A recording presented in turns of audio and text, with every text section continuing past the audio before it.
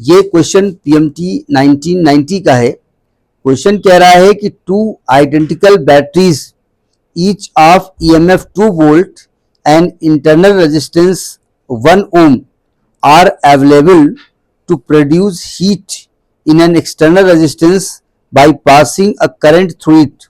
The maximum power, फिर maximum power आ गया, that can be developed across R by the battery is what? क्या दिया गया है?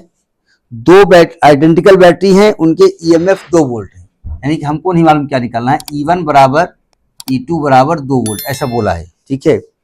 और एक जो इन दोनों का जो इंटरनल रेजिस्टेंस है ईच, यानी R1 is equal to R2 is equal to 1 ohm, और ये कह रहे हैं कि किसी एक्सटर्नल रेजिस्टेंस में जो है ये करंट भेज रहे हैं, तो मैक्सिमम पावर कब डेवलप होगा अक्रॉस आर, ये आपसे जानना चाहते हैं। अभी थोड़ी देर पहले हम इस कॉन्सेप्ट को बताए हैं आपको, ठीक है। कुछ कॉन्सेप्ट समझ में आया? नहीं आया?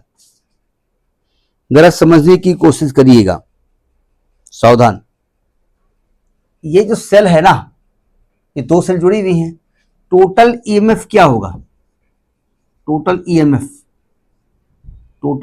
तो होगा, आप जानते हैं, ऐसा सीरीज पैरेलल तो दिया नहीं गया है।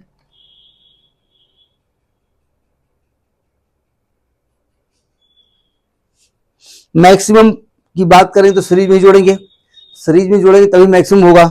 तो यानी टोटल ईएमएफ जो सर्किट का होगा वो होगा 4 वोल्ट, ठीक है। तो टोटल ई जो आ गया 4 वोल्ट हो गया, ठीक है। और टोटल इंटरनल रेजिस्टेंस हो जाएगा 2 ओम, ठीक है। और आपसे कह रहे हैं एक्सटर्नल रेजिस्टेंस में पावर का फॉर्मूला क्या होगा? एक्सटर्नल रेजिस्टेंस में पावर कब मैक्सिमम होता है? वैसे तो पावर का फॉर्मूला हो जाएगा I²R, ये होगा ना, लेकिन R की वैल्यू क्या रखिए हम? R तो दिया नहीं गया है, तो R की वैल्यू क्या रखी जाए? तो हमने इसके पहले क्वेश्चन में डिस्कस किया, एक टॉपिक भी है कि मैक्सिमम रेजिस्टेंस अगर हम निकालें फॉर P मैक्स, जो एक्सटर्नल रेजिस्टेंस है वो इंटरनल के इक्वल होना चाहिए, ठीक है। यानी कि कैपिटल R की वैल्यू कितनी होनी चाहिए?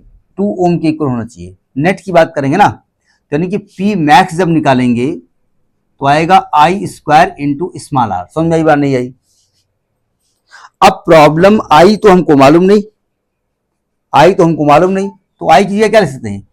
Total EMF 2E upon total resistance, ये होगा I की वैल्यू।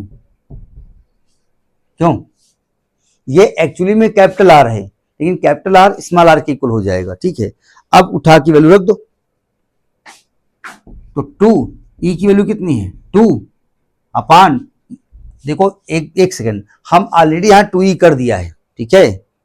हमने ऑलरेडी 2E कर दिया है, मतलब हमने दोनों E को जो है डबल कर दिया है, मतलब ये वाला E न रख देना 4 वोल्ट, ठीक है। टोटल, अदरवाइज हम ये लिखते हैं E/R + R, ठीक है। और चाहो तो E/R + R करो, नेट E लिखो, फिर यहां पर 4/2 + 2 का होल स्क्वायर इंटू 2, तो 4/4 का होल स्क्वायर इंटू 2, यानी कि 2 आएगा, 2 वाट। तो मैक्सिमम पावर जो वहां पर आएगी तो 2 वाट आएगी। समझ में आई बात? नहीं आई? वैल्यू देख लो कौन सा पार्ट इसका सही है, जो भी इसका पार्ट सही हो। और कुछ पूछ रहा है क्या आपसे? नहीं, ठीक है। तो ये आपका 1990 का क्वेश्चन, नोट करिए।